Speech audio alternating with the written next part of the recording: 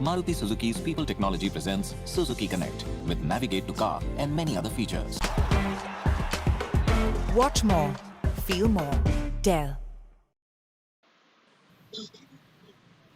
Its innings breaks in that game between Bangladesh and West Indies. 142 for 7 is what West Indies has managed. Batting first hour, they were put into bat by Bangladesh on the back of Nicholas Puran's 40, a quick fire 40, I might add. And then you saw a very mature inning, the likes that you expect from Ruston Chase, chipping in with 39 runs. 2 wickets apiece there for Mehdi Hassan, Shoriful, and Mustafizur. Joining us on the show, Daren Ganga will shortly be joined by Shahriar Nafees as well. Daren, I'll start with you. Not quite the 170 you were hoping for? Indeed, I think below par, and you compare that with the average first innings score in all T20 internationals at Sharjah, 146. So this total of 142, definitely below par. And it was a sort of mixed bag from the West Indies, a low power play total. And then in that middle phase, I spoke about more focus being placed there because in the past, they've lost a lot of wickets and they haven't scored at the right rate. This time around, well, they produced 55 runs in those 9 overs and only lost 2 wickets. So you can say that they recovered from that sort of pressure of having to win this game to give themselves a chance of going forward. We saw it in Karen Pollard, a few deficiencies in this batting lineup, not being able to adjust to slow conditions, to bowlers who are taking pace off the ball and spin. Bangladesh using matchups quite effectively, opening with Mehdi Hassan for Chris Gayle and getting the wicket of Chris Gayle quite early. So again, I would say the West Indies, they're up against defending this total. They'll be disappointed that they didn't get a total at least in excess of 150, maybe 160, because yes, the conditions are challenging, but I also feel the fact that they've scored 142 has a lot to do with the deficiencies and the quality of this West Indian batting lineup. Not being able to assess conditions, not having the softer skills to score runs when conditions are challenging. You're talking about the deficiencies in their batting. I'm going to talk about that middle phase where you expected. I mean, it seemed like they were batting against their natural grain, that of attacking cricket. I'm talking about the phase where, you had an attacking batsman like Karen Pollard. Ruston Chase, you expected him to play the anchor role. But do you think that was dictated by the conditions as you're talking about, or was 33 for 3? I mean, that dictated that sort of pace?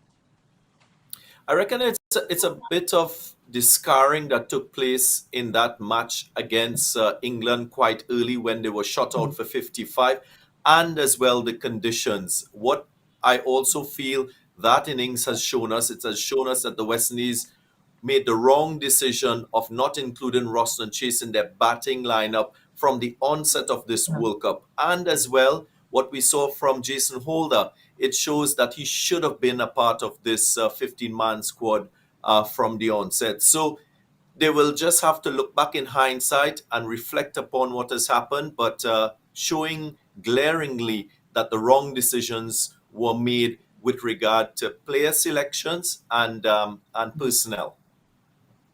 Okay, let's get, we've also got Shahriar Nafees with us, I believe. Shahriar, can you hear us?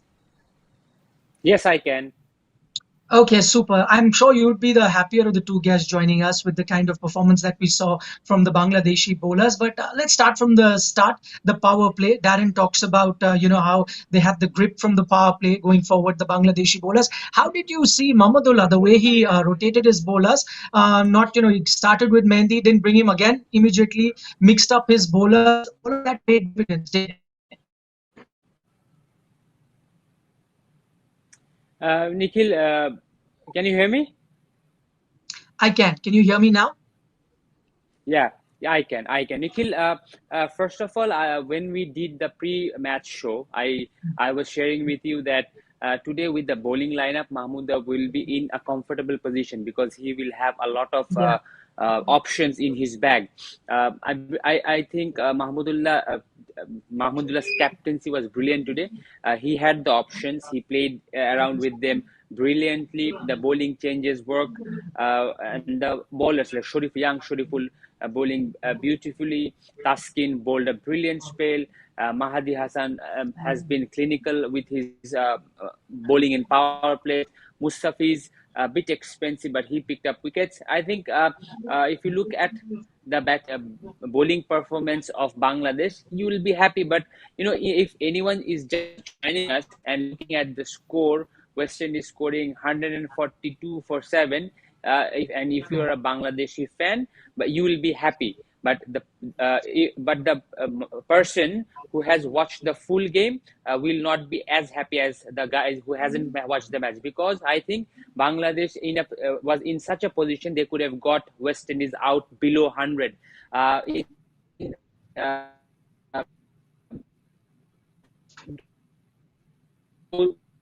those stand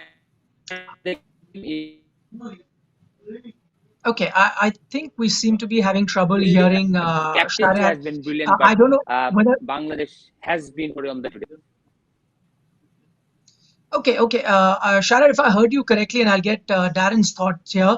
As Shahriar mentions, at the overall view, when you look at this scorecard, you might say, "Oh, great, 140 odd. That's going to be very easy for Bangladesh." But he makes a point that probably 100 is what Bangladesh may have been looking at if it wasn't for those drop chances. Especially, I'm going to talk about Rustin Chase dropped at 9 and then anchors the inning. It would have been tough then for West Indies to have reached this far. Indeed, coming into this game, the West Indies would have been very sensitive about their balance in terms of conserving wickets and playing their power game. And that is where I think they're a bit vulnerable.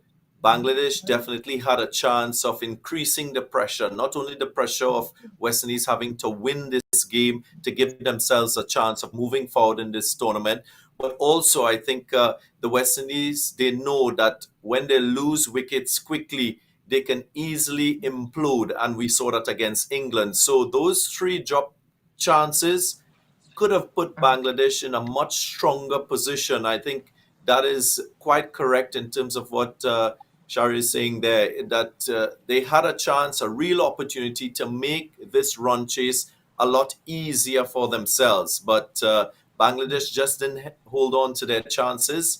And it's the nature of T20 cricket, the pressure of playing in a must-win game. Sometimes players, they crack under that type of pressure. Let's look at the positives for West Indies so far. We saw Nicholas Puran getting those 40 odd runs at a frightening strike rate of close to 200. They gave him a long rope, persisted with him. What worked for him really today? Maybe that batting position where he came, where he had nothing to lose, could just go all out attacking. Well, Nicholas Puran is a short man. He is learnt a lot of his cricket in Trinidad. That's where he hails from. Conditions in Trinidad a little bit slower, a little bit lower, and you find a lot of spin in terms of the diet for batsmen in Trinidad and Tobago. So too the same for Guyana. So a lot was also expected from Shimron Hetmyer in spin-friendly conditions with a lot of spinners. You expect that those two will come up trumps for the West Indies. Nicholas Puran, it's his base, his ability to stay still, that has served him well in terms of his power game.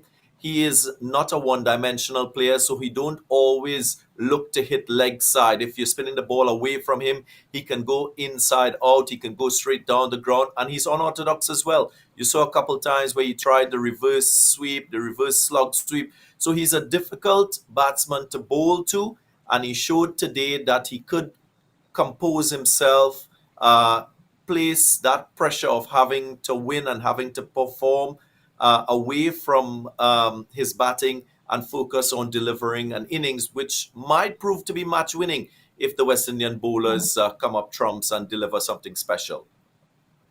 Shahriar, I'm going to talk about the young fast bowlers. Of course, you had Mehdi Hassan take 2 wickets, Mustafizur picking up 2 wickets, but Shoriful there, those 2 wickets came towards the end of the innings, but one of them very important, the man that we were just talking about in Nicholas Puran, had he stayed on for that another over or 2, the total could have gone past 150, probably close to 160, isn't it?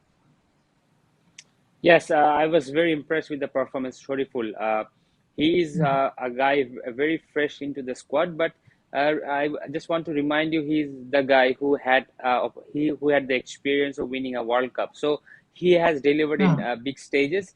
Yes, it was under 19, but still it was a very big occasion for Bangladesh. So the way he bowled, the way he kept himself cool, the way he hit the length, the change of paces, trying to bowl stump to stump, the basics were right, and it was a brilliant performance. And Taskin also, Taskin missing out a game, coming back again, 4 over 17 runs, brilliant.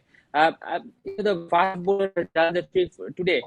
Sometimes the wicket can be helpful for the spinners, but the fast bowlers, if you have tricks in your bag and if you're disciplined enough, you can do your job for your team, and that's what they have done today. It was a clinical performance by the fast bowlers. They have picked up wickets, they have kept the economy rate down, and you never know. As I was telling you, the line broke. Bangladesh could have been in a better position, but still, the way the bowlers have done their job has been satisfactory. 142 is a chaseable total in this wicket. Bangladesh batsmen have to bat discipline.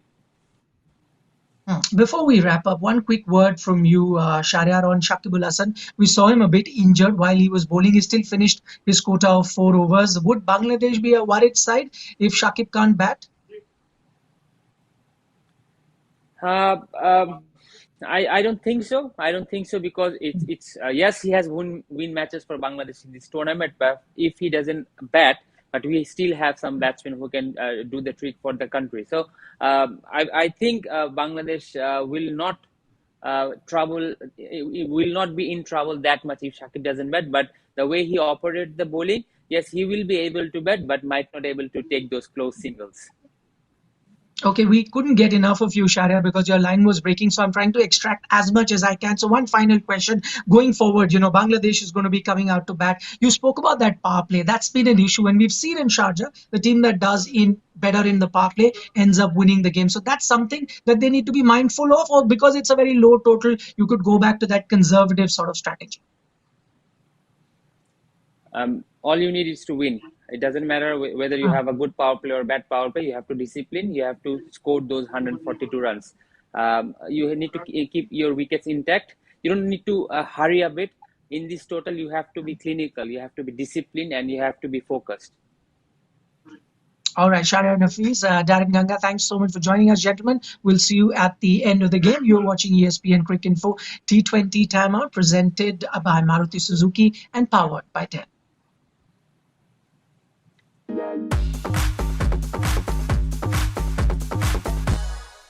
Maruti Suzuki's People Technology presents Suzuki Connect with Navigate to Car and many other features. Watch more, feel more, Dell.